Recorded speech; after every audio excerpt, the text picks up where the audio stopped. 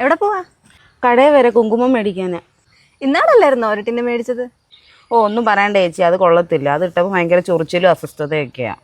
ആ ശരിയാ, അല്ലെങ്കിലും ഇപ്പൊ കടയിൽ കിട്ടുന്ന എല്ലാം കെമിക്കൽ. അതിനകത്ത് എന്തൊക്കെയാ ചേർക്കുന്നതെന്ന് ആർക്കറിയാം. ഞങ്ങളുടെ അമ്മയൊക്കെ ആണെങ്കിൽ വീട്ടിൽ തന്നെ ഉണ്ടാക്കിയായിരുന്നു ഉപയോഗിക്കുന്നത്. ആഹാ, വീട്ടിൽ കുങ്കുമം ഉണ്ടാക്കാൻ പറ്റുമോ? അതെങ്ങനാ? ഇവിടെ നല്ല നാടൻ മഞ്ഞപ്പൊടി ഇരിപ്പുണ്ടോ നമ്മുടെ വീട്ടിലുണ്ടാക്കിയത്? ആ ഇരിപ്പുണ്ട്.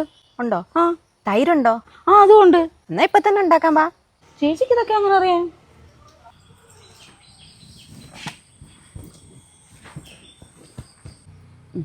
തൈര് ആദ്യം നമുക്ക് മഞ്ഞപ്പൊടി ഇടേ. അത്ര മതി. ഇത് മഞ്ഞ കളറല്ലേ ചേച്ചി? ഇതെങ്ങനെ ചുവപ്പാവോ ഇത്? ഇപ്പൊ നോക്കിക്കോ. നമുക്കൊരു 3 സ്പൂൺ തൈര് ഒഴിക്കേ. എന്ന് വെച്ചാൽ പൊടിയുടെ ഒരു 1/4 ഭാഗത്തോളം തൈര്.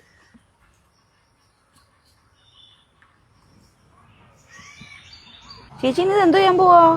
ഇതിനി നല്ലതായിട്ട് മിക്സ് ചെയ്യണം, നല്ല ഞെരടി യോജിപ്പിക്കണം.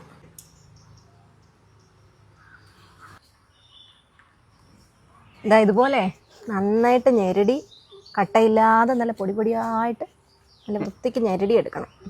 ആ ഇത് പിന്നെ കെമിക്കലൊന്നും ഇല്ലാത്തോണ്ട് കുഴപ്പമില്ല. കൈ പരണ്ടാലും നെറ്റിക്ക് ഓടാനായാലും കുഴപ്പമൊന്നുമില്ല. ഇതിനകത്ത് കെമിക്കലൊന്നും ഇല്ലാത്തോണ്ടേ കൈക്കൊന്നും ഒരു കുഴപ്പവും വരത്തില്ല.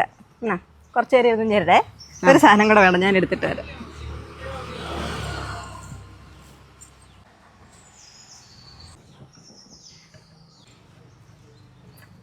അതെ, നമുക്കിനി നാരങ്ങയും കൊണ്ടാണ് അടുത്ത പരിപാടി.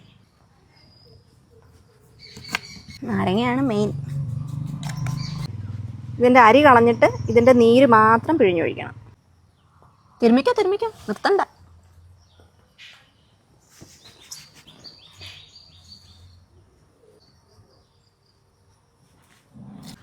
ആ ഇതിന് എത്ര നാരങ്ങയൊക്കെ ഒഴിക്കണമായിരിക്കും? ഇത്രയും മഞ്ഞപ്പൊടിക്കൊരു 2 നാരങ്ങയുടെ മൊത്തം ജ്യൂസ് ഒഴിക്കേണ്ടി വരും. കെമിക്കലില്ലാത്ത ഒരു ദോഷമില്ലാത്ത സാധനമില്ലേ, അപ്പോൾ കുറച്ച് കഷ്ടപ്പെടണം.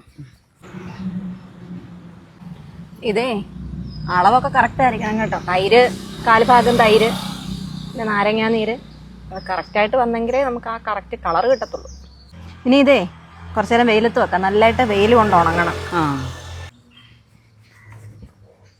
ഇതേ വെയിലത്ത് വെച്ച് നല്ല ഞെരടി ഉണക്കി എടുത്തോണ്ട് വന്നതാണേ. നോക്കി ഇപ്പം എൻ്റെ കളർ കണ്ടോ? ആ നല്ല വെയിലൊക്കെ കൊണ്ടു കഴിഞ്ഞപ്പോഴത്തേക്ക് കറക്റ്റ് കളറായി. കളർ എന്താ ഇതൊന്ന് തൊട്ട് നോക്കി. ആ ഇത് കൊള്ളാം കേട്ടോ.